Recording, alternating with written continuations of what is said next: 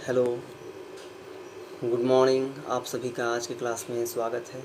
आज का जो वीडियो है काफ़ी महत्वपूर्ण होने वाला है। इस वीडियो में हम फिजिक्स के टॉप 10 प्रश्नों को अच्छी तरह से डिस्कस करेंगे, जो कि ऑब्जेक्टिव टाइप में होगा। आप भी आसानी से इस प्रश्नों का उत्तर दे सकते हैं। हम कुछ समय देंगे आपको हल करने के लिए, उसके बाद हम आंसर बताएंगे। चलिए बात करते हैं नंबर 1 क्वेश्चन पर। जैसा कि नंबर 1 प्रश्न में है कि प्रक्षेप्य के लिए परास रेंज का महत्तम मान क्या होगा यदि प्रक्षेप्य कोण हो। आप लोग आंसर देने का प्रयास करें।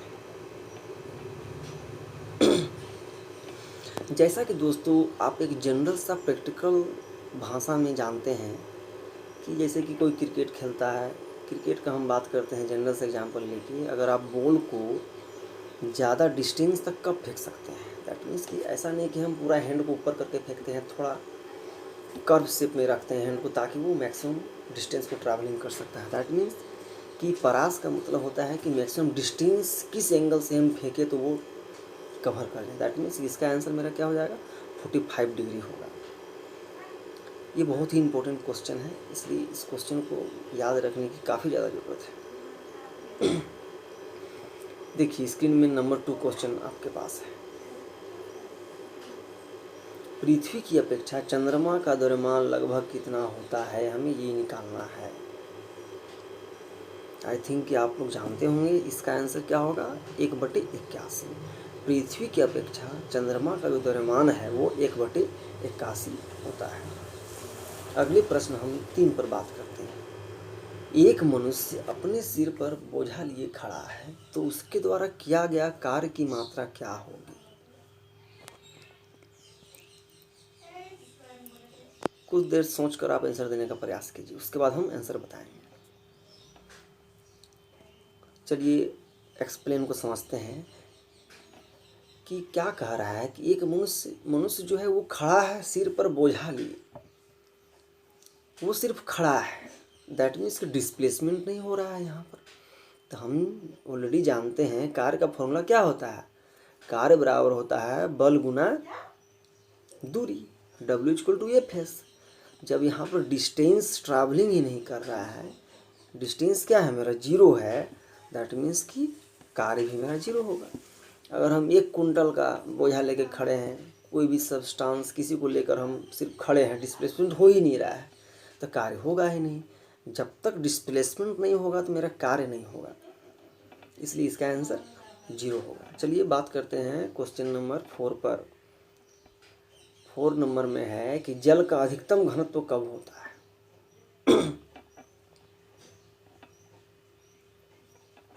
आई थिंक आप लोग जानते हैं जल का अधिकतम घनत्व 4 डिग्री सेल्सियस पर होता है। क्वेश्चन नंबर 5 आपके सामने है। क्वेश्चन को पढ़ के समझने का प्रयास करें।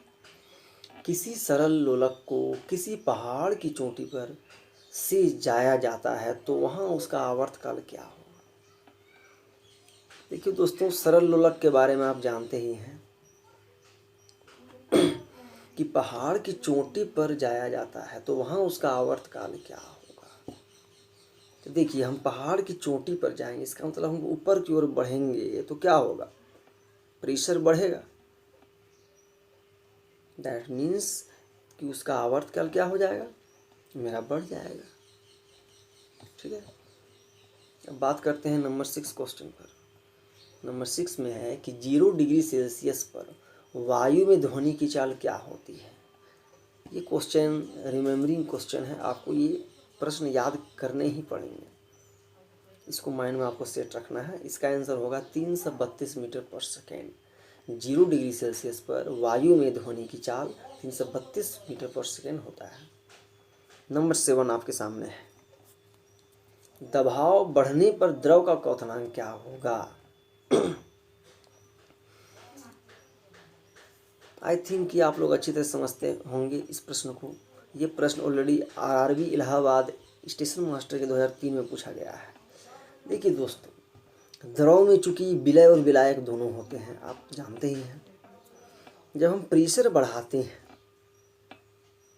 तो क्या होगा, डेफिनेटली उसका क्वथनांक बढ़ जाएगा।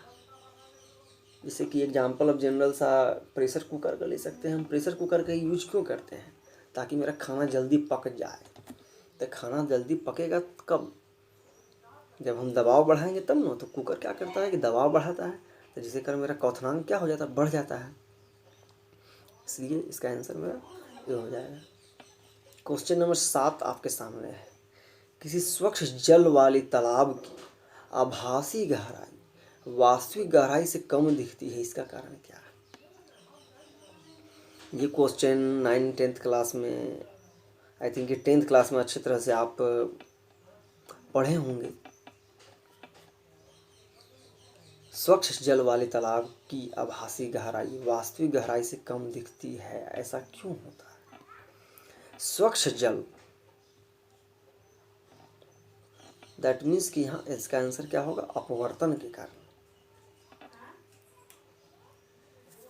क्योंकि स्वच्छ जल जहाँ है तो दैट मीन्स कि जब प्रकाश जो जाती है हवा से स्वच्छ जल में, तो क्या होगा? जल हो गया मेरा सघन और हवा से सघन की ओर जा रही है, तो प्रकाश। इस क्वेश्चन को आप अच्छी तरह से समझिए। क्वेश्चन नंबर 9 आपके सामने है। एक वर्णीय प्रकाश का पुंज एक सघन माध्यम से विरल माध्यम में जाता है, तो इसके फलस्वरूप क्या होता है? क्या होगा? सीधी सी बात है। जस्ट 8 नंबर का एक्सप्लेनेशन अगर आपको समझ में नहीं आ रहा है तो 9 नंबर के एक्सप्लेनेशन को अच्छी तरह से समझिए, तो आपका 8 नंबर का कॉन्सेप्ट क्लियर हो जाएगा। 8 नंबर क्वेश्चन में क्या था? स्वच्छ जल वाले तालाब की आभासी गहराई वास्तविक गहराई से कम दिखती है, इसका कारण अपवर्तन है।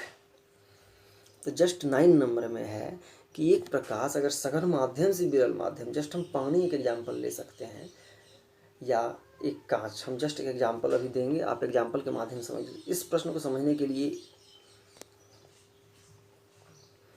देखिए, जब सघन माध्यम से विरल माध्यम में जाता है तो क्या होगा? वेग मेरा बढ़ जाता है। सिंपल सा आप एग्जाम्पल से समझिए कि अगर हम कांच से प्रकाश को गुजारते हैं और हवा की ओर ले जाते हैं, तो कांच क्या है? मेरा सघन है। एक पिक्चर के माध्यम से आप समझने का प्रयास कीजिए।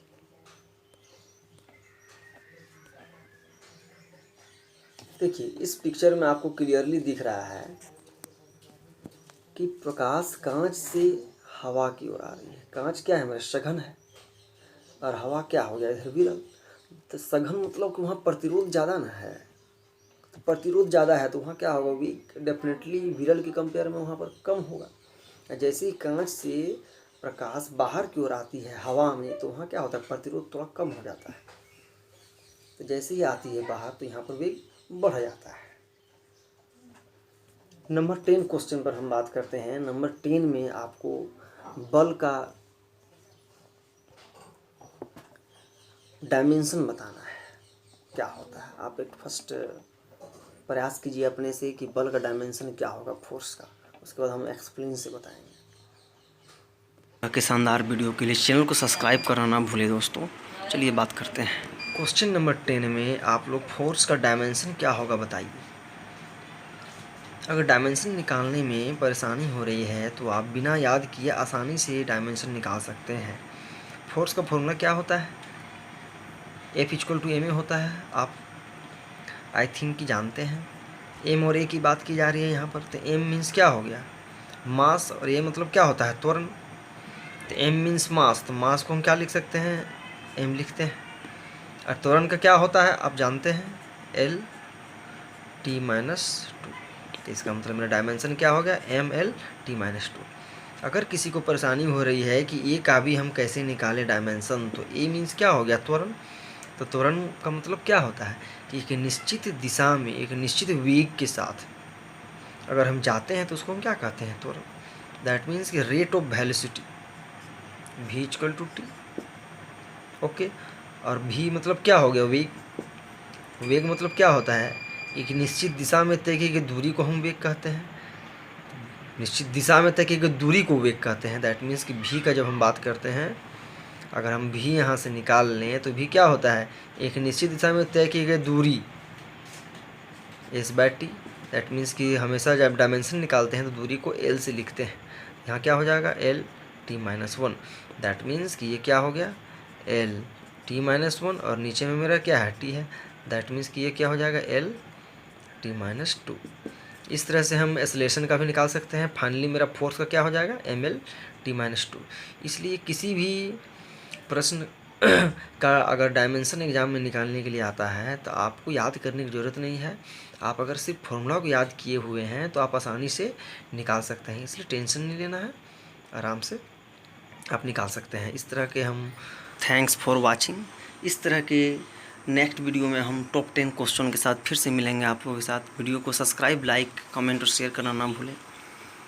दोस्तों, खास तौर पर पर्यावरण के बारे में भी हमेशा ख्याल रखें। विजडम विद अमर से हमेशा आप लोगों से एक विनती होती है कि पर्यावरण के बारे में हमेशा सोचें।